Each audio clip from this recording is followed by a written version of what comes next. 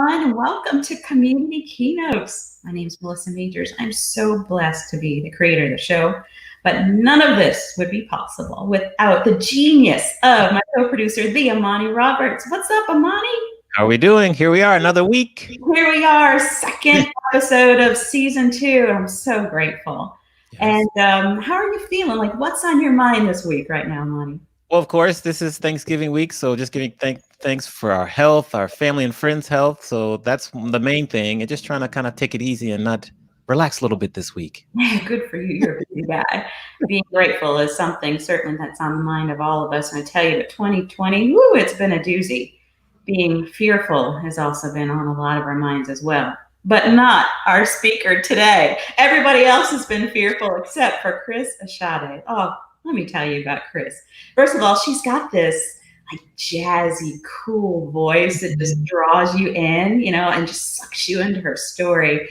And she has a lot of reason, if she wanted to be, legit reasons to be fearful and to be stuck in a pity party like so many of us have found ourselves in. But you know what? She's not.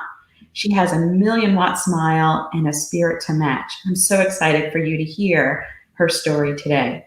So from wherever you are watching, whether it's LinkedIn or YouTube or Facebook, please put your fingers to the keyboard and help me welcome Krys Ashade. Am I going to die? That's what I asked Dr. Andrew Wilking in the emergency room of Texas Children's Hospital in Houston, Texas. He said he walked through the door as large as a door frame. I remember him having to duck to get in. He had on regular dark shoes, khaki pants, a tweed sports coat, light blue button down, a buzz cut, and a bow tie. It was a yellow bow tie. And it had like blue and gray paisley polka dots. And I thought, what an interesting outfit. But as soon as he opened his mouth, I knew exactly why he had to dress like that. He sounded like Ben Stein, the clear eyes is awesome guy. He said, "You have systemic lupus erythematosus." To which I replied, "Am I going to die?" He said, "No." I was telling this story to my grandmother recently, and she said, "Your story is powerful and everything, but let me tell you my side." See, it was my grandmother that actually was there in the emergency room with me. She said after the doctor said what he said about this condition that I had, she went and did research, her and my big daddy. And she said it wasn't much to read, so it didn't take that long. But the thing that stuck out to her the most was that I wouldn't be able to have children. And so Grandma said that's when her and Big Daddy started praying.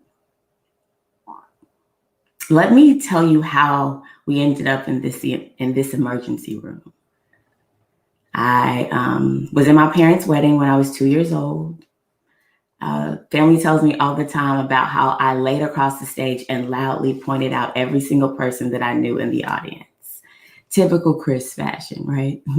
We grew up in Cashmere Gardens. We lived in Cashmere Gardens across the street from my grandparents. Cashmere Gardens is a neighborhood in Northeast Houston, just like 5 minutes from downtown. I went to a predominantly Black elementary school. I lived with both my parents. I was surrounded by family and love. By hood standards, I was rich. But by the time I got to 6th grade, everything was so different. We had moved away from my grandparents. I went to a middle school where kids were bused from all over the city. And that is when the battle began. The battle between me, the love, and the addiction. My daddy is one of the most charismatic people you will ever meet. He is hilarious, he's intelligent, and he will give you the shirt off his back. He calls me the love because he says that when I was born, he knew that I was the love of his life. But the way he hurt himself over and over and over again, I just didn't think he knew what love truly was. So as the love of his life, it was my job to show him what it felt like to be loved unconditionally. I didn't really understand addiction. So in my eyes, I failed as the love of his life.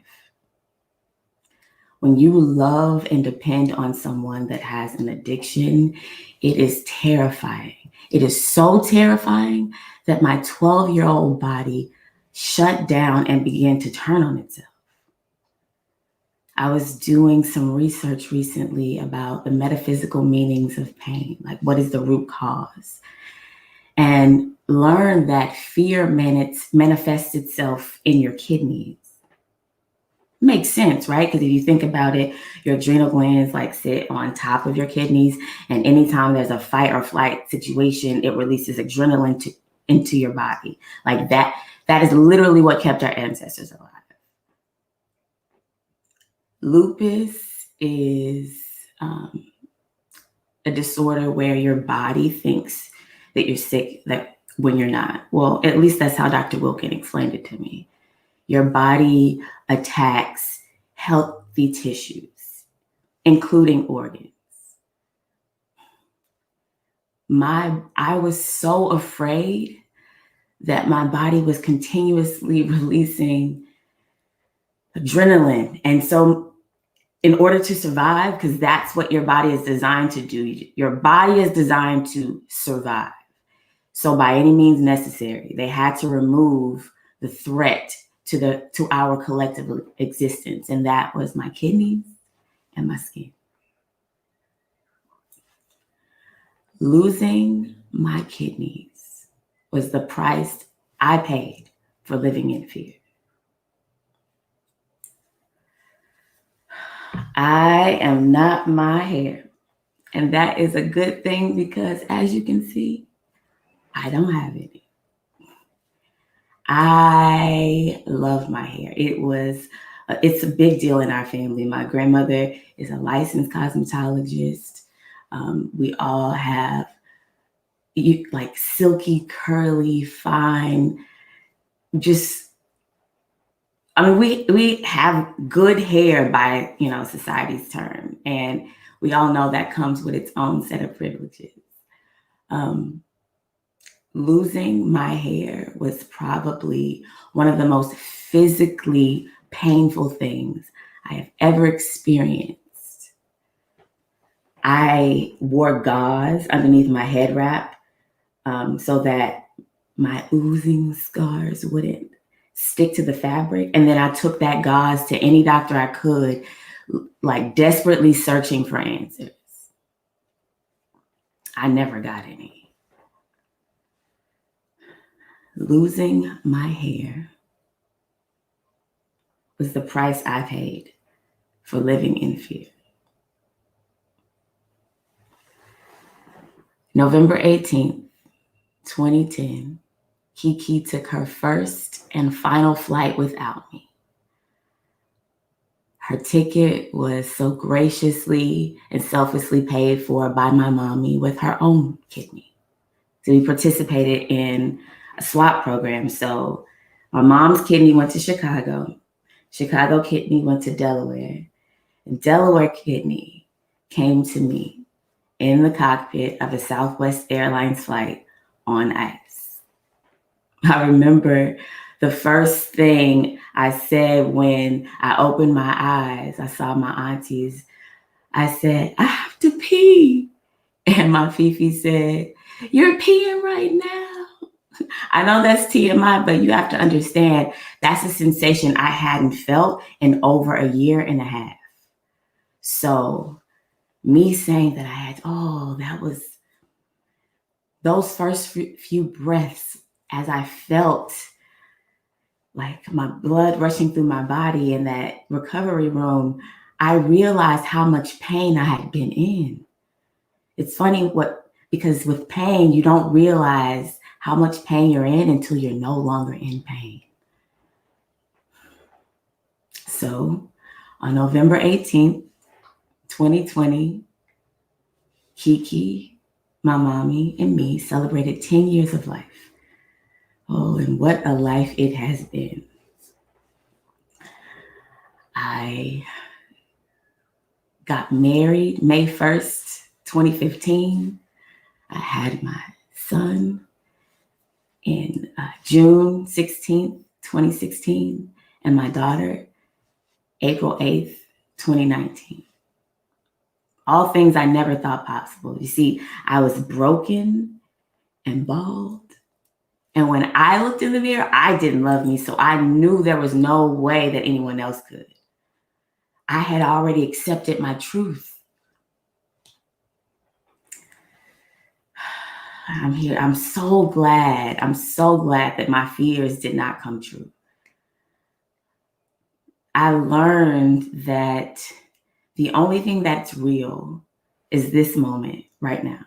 Everything else is a figment of your imagination.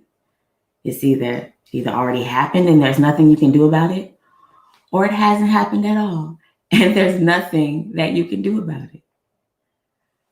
I recently came to the conclusion that I finally get free will. I didn't understand it when they were saying it in church and like how God knows everything, like you have free will. And I just was so confused, but I finally understand what it means. It means what's gonna be is gonna be. He's already written your story. You are only responsible for how you perform. I'm trying to win Best Actor, so I want to feel all the feelings, including fear, because I've learned so much from it. I've learned to take that fear, learn from it, and make sure that that never happens again.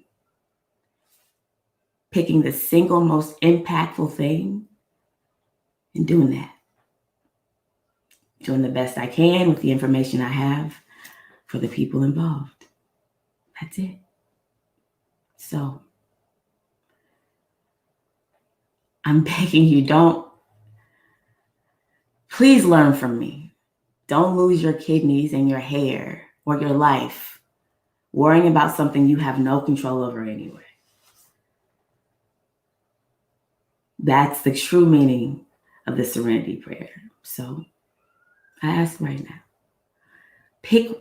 find that one thing that you're most afraid of and focus on that. Because on the other side of it, it feels really good. I love you. Oh, thank you so much, Krys. Wonderful job. What you have gone through in your life, I told them before you came on stage that you had this 1,000,000-watt smile and a spirit to match. And viewers, now you see what I was talking about. And I want to thank you so much also for sharing your story, because right now, overcoming fear is so relevant for so many of us, Krys. So thank you so much for sharing your story. Now we're going to take just a brief pause to do the fundraising segment. Well, we'll bring you back on along with your husband and your mom to dig a little deeper into your story, but wonderful job. Thank you so much.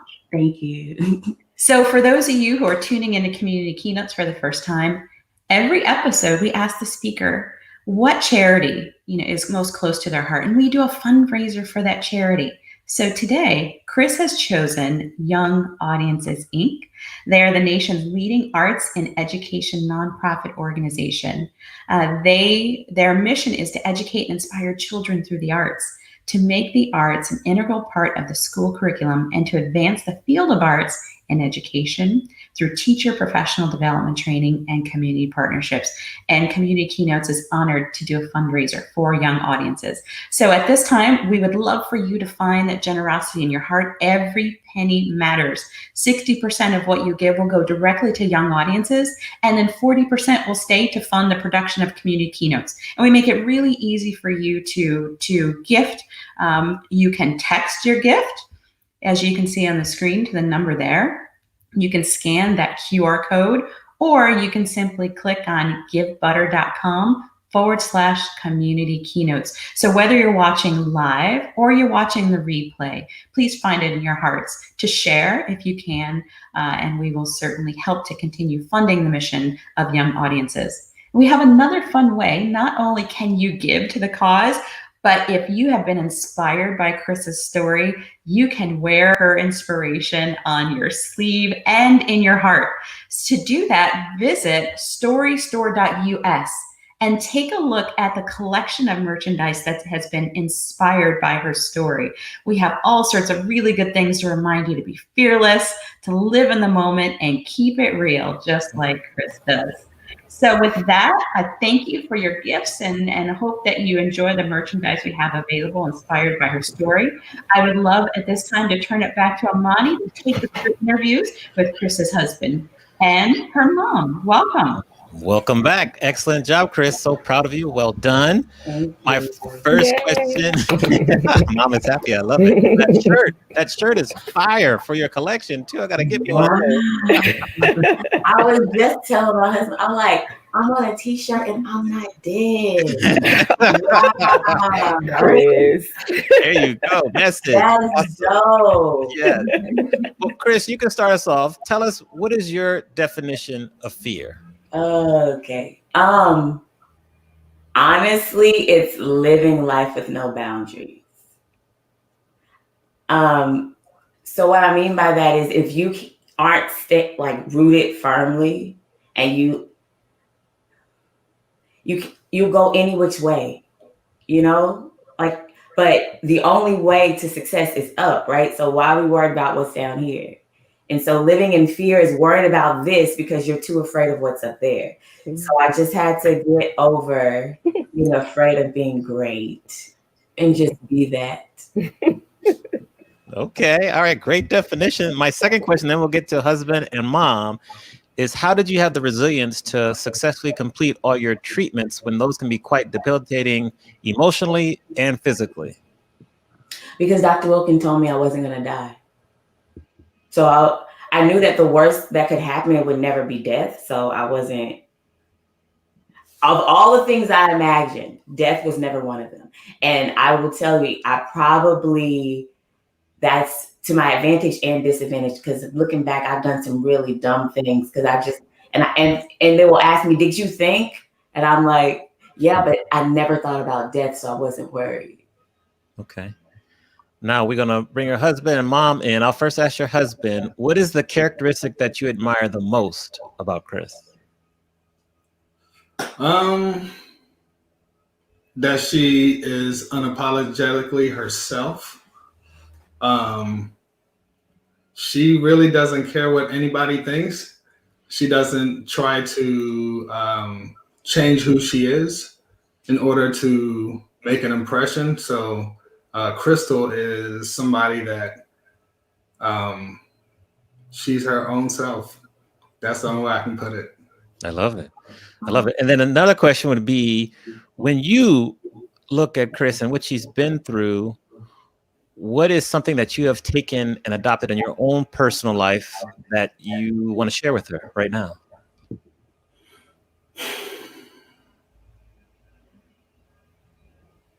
Just not being afraid. Like, if you're gonna fail quickly so you can just move on. And that's the worst that can happen. If you don't try, then there's no failure. You're just not trying. Yeah. And I feel like she takes on a lot of different projects, not even knowing where to start, but she does it anyways. And she ends up, on top, majority of the time. But if she does, she fails, and she knows what not to do next time. Kendrick, she's rubbed off on me in that way as well. Like, Amani, you and I have reflected on this year. This show wouldn't have happened if we weren't able to lead into ambiguity and just go for it anyway. And so, hearing you say that, certainly she has rubbed off on us, and it pays off, doesn't it? So, Krys, if we're going to go back and talk to Krys, say we'll meet you at like a Burger King or a McDonald's, you're 10 years old, and you meet your younger self then, what message would you share with 10-year-old Krys? I would tell her the only thing that's real is this moment right now. Everything else is a figment of your imagination, so just be present. It's a gift. It surely is. You mentioned in your speech that at a time period in your life you felt broken. What message would you share with other people who you could meet who also feel broken and like there's no way forward?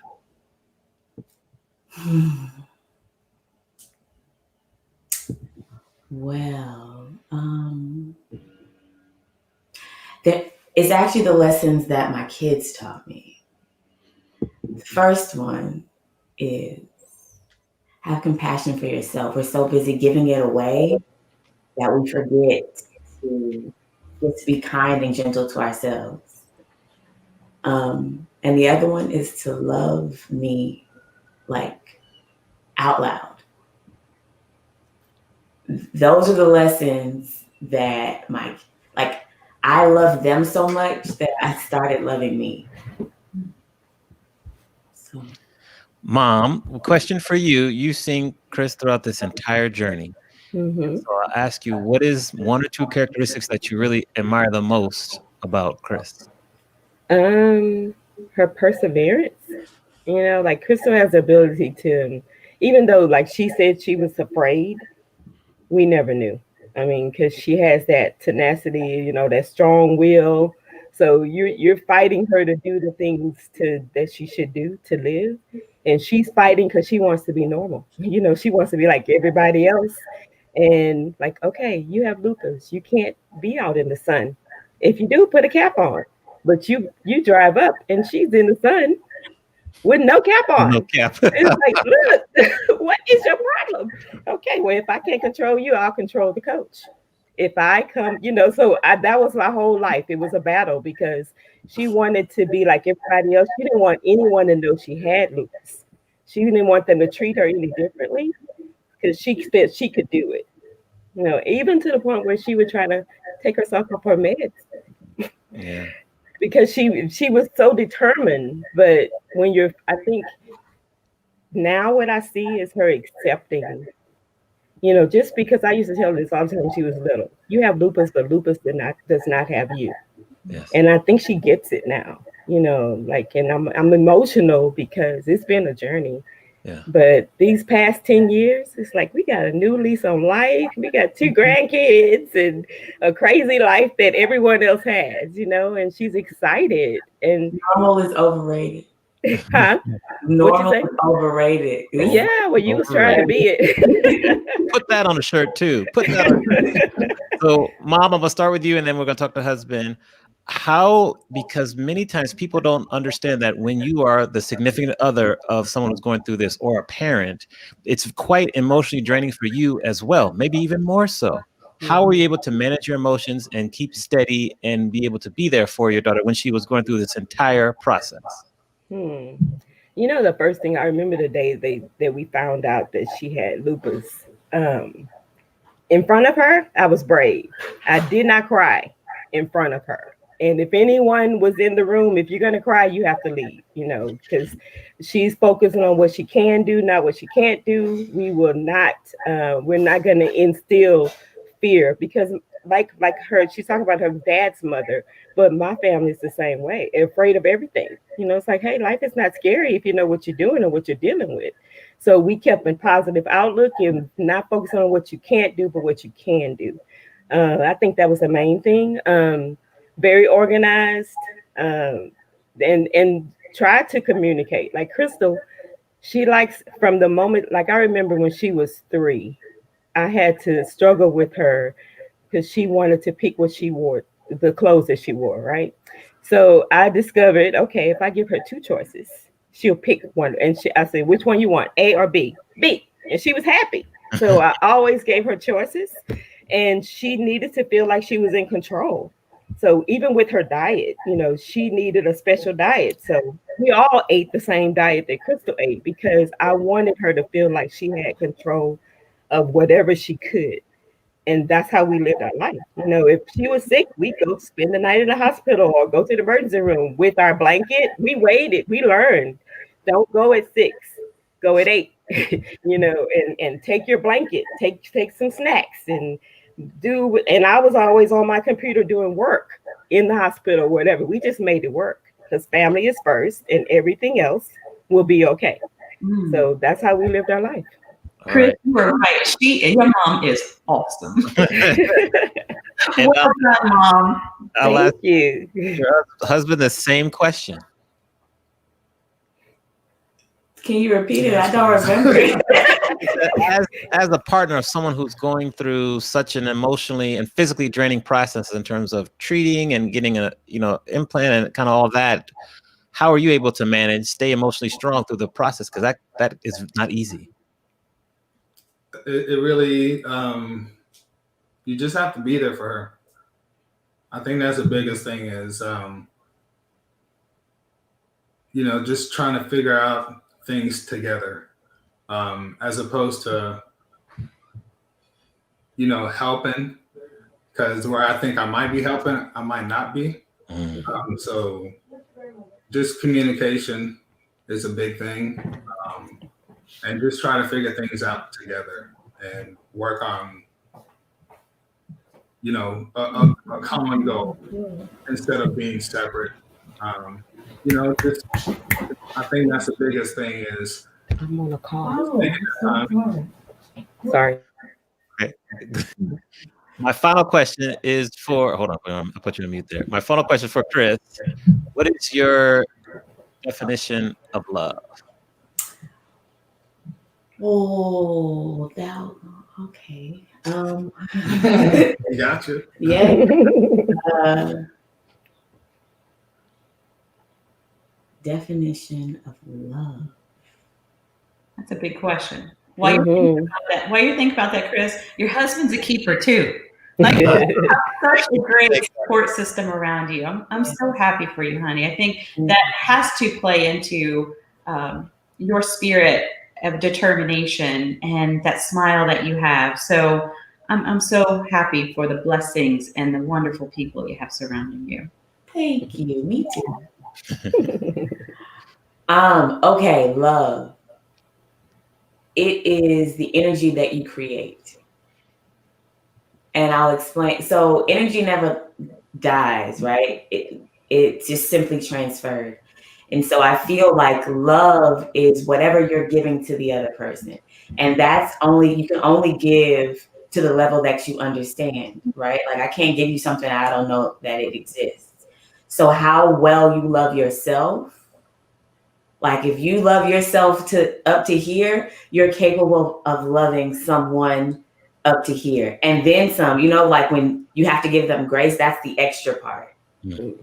So yeah, love is just the energy you create. All right. And I will turn it over to Melissa to take us home. Absolutely. Well, hey, Mom, don't worry about interruptions. We are real on this show. People just pop up. Okay. Matter of fact, we intentionally feature real people, everyday individuals, not paid, polished professionals. That is not what the show is about. It's about real stories. Krys, thank you for sharing your real experience. Thank you for having me, Melissa. You're awesome. So grateful for you. And with that, I want to give you a preview about what's coming next week. Oh, we've got something really special. A special episode in which we are featuring our very own Amani Roberts, sharing his life lessons, not just through a story, but laid over a tight beat. So make sure that you tune in next week to catch us Monday at noon. We'll see you then.